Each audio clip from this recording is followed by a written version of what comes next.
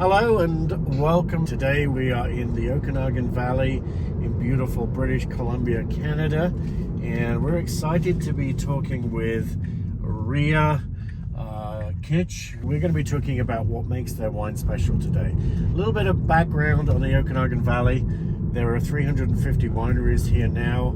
When I first came to this area in 1997, there were around 17 only, so that gives you some indication of how quickly this area has built up. And every time I come, there are new vines planted in different areas. Well, another thing that makes this area particularly special is the different microclimates, small variances in regional weather.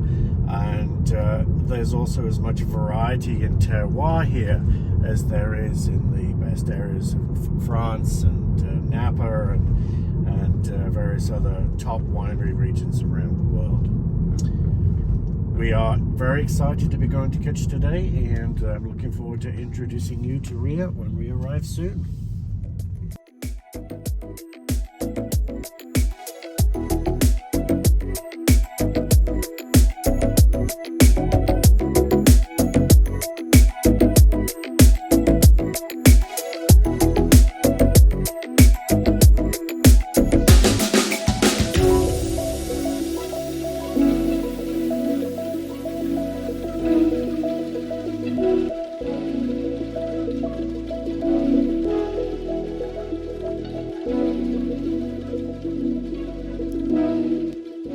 Hello and welcome. My name is Alan Ingram. I'm the founder and CEO of pairedclub.com, and today we are here at Kitsch Winery with Ria Kitsch, one of the owners, to talk about what makes this particular winery so special. What got you into this industry and how you ended up in the wine business? Yeah, it's a great question. We don't come from a winemaking family, so that's unique in a lot of places. But we are from the valley. We're from Kelowna even specifically. So we're here in East Kelowna, which is a historical agricultural hotbed. This is where a lot of immigrants came and set up in the early 1900s, late 1800s. And it was really famous for tree fruits. So what our family ended up acquiring after, multi-generational entrepreneurship in the valley was this parcel in East Kelowna. My husband and I had a company, Saks Underwear, that was innovative and kind of rethought men's underwear, and we ended up selling that for the most part and buying a smaller piece here in East Kelowna. And then his parents, who were very successful civil construction experts, they bought a couple doors down, and in anticipation of us having a family, I think, which we did. And they bought a bigger piece, about 20 acres. So we had about 4, and they bought 20 just right beside us. And through acquiring the land, we became really thoughtful about what we could do with it. Like, we can make the house nicer, we can build a house, but it's an acreage, it's a farm. And what we had planted were old varietals of trees, old apple trees, Red Delicious. Right. They require toxic sprays.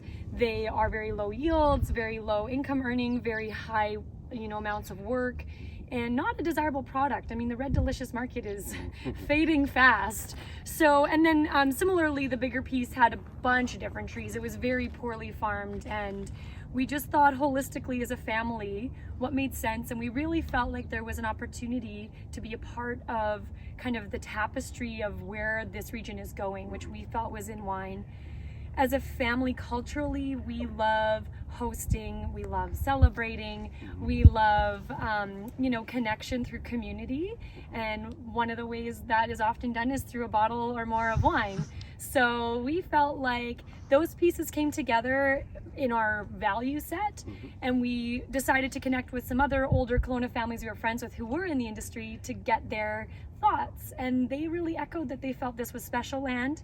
It was where actually the whole Kelowna Land Orchards group was managed from this piece and our neighboring, the Manor House, a historical. So they were like, yeah, you got great agricultural land, there's no question. And obviously these families who were in wine also thought it was a good opportunity. So they helped us understand what varietals would work here, what where to source maybe our vines, how to lay out our irrigation, and some of those basic building blocks. And then of course like the the numbers, like what is that per acre? When does it start to yield?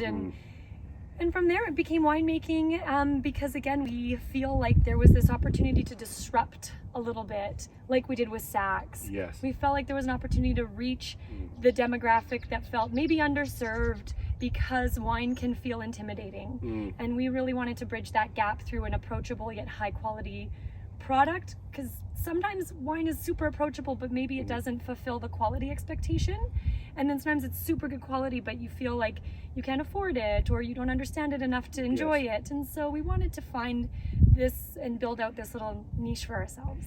Well, you definitely have that with the tasting room. It really has a young vibe. Your labels represent that particularly well. In terms of the amount of acres that you have out here and the varietals that you produce, perhaps you can tell us a little bit about that. Yeah, so we have some Riesling in our glass. Cheers. Cheers.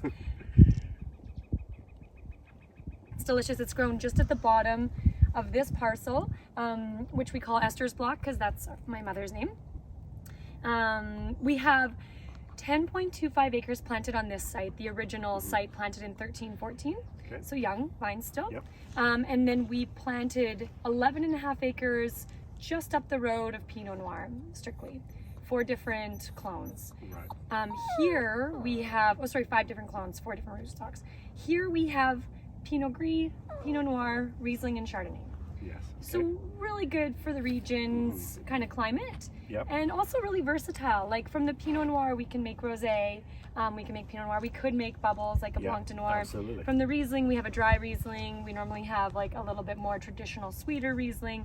From the Chardonnay, we have unoaked, we have a Blanc de Blanc, and we have an oaked program. So it allowed us to be playful with our own fruit. And if successful, or if we have 2020 was a tough year weather-wise for us, we know we could source those grapes still, and that's important for the business side to have some stability. So are you doing everything estate bottled? You're buying in grapes? Yeah, what it really depends on the varietal. So like our rosé is strictly from this site, and the Pinot Gris historically was, and then when kind of demand outgrew production, that's where we started to source a little bit more. Chardonnay is strictly from this site, Blanc de Blanc is strictly from this site, and Riesling, we have a gold label Riesling that is strictly from this site, and then we have like kind of the more, kind of everybody's Riesling that we have found other suppliers with similar growing kind of practices. Perfect. And not from too far away either. It's a great mix, and it certainly seems that your wine club is doing very well. You're selling out a lot of your wines, you're getting good accolades from your peers. Obviously, congratulations thus far. Thank you. Is there any particular project that you have coming up? Yeah, thanks for asking. What we've done, again, to keep ourselves inclusive and as accessible as possible, is we've taken our key varietals, meaning Riesling, Pinot Noir, and Chardonnay, and have a gold label, and then have our standard. Fabulous. And I think those are our flagship varietals. They allow people to understand who we are, where we are, what we do best, what we grow. And it allows us to, again, be playful and really hone in on the quality while still having this accessible notion. And what we do, particularly with the Chardonnay and Pinot Noir, is we pick the barrels we like. So we have a 5-barrel Pinot Noir. Yes. So it's all great Pinot Noir. Yes. It's just that these 5 are magic, and we're going to pick 5 because that's what we know production-wise is like where we want to be. And then same with the Chardonnay. We have an 11-barrel program. We're the best 11 barrels. So it's not like you're only getting this Chardonnay if you get the 11-barrel. It's like the best 11. And sometimes that means it's a different site, not for Chardonnay yet, but in principle, we're not afraid to go that way if it's the best product. Finally, I want to know, I was reading on your website that you guys enjoy having a glass of wine, playing cards against humanity. Against humanity. Yeah, that's right. Is there any other occasion that particularly stands out to you where you particularly enjoy one of your wines to pair with? That's a tough question to just say one. I think coming from where we do with the Okanagan Lake, and many people in the region have a pool, water and wine on a hot day just is a beautiful match. Yes. And then of course there's dinners. Like I somehow end up enjoying many bottles over a dinner with a big group of friends. Right. And it's so nice because you can try so many, you know, you just need to have one glass and you can have maybe try 4 wines. And that's a really cool way to be able to enjoy and learn about wines that maybe you haven't. So I think dinner parties are like a close second. An awesome thing, definitely. Yeah. Well, Ria, thank you very much for taking the Thank time you. to talk to us today. We love what you do here. We're going to go check out the tasting room. Great. And thank you very much for today. Thanks for having me. Okay.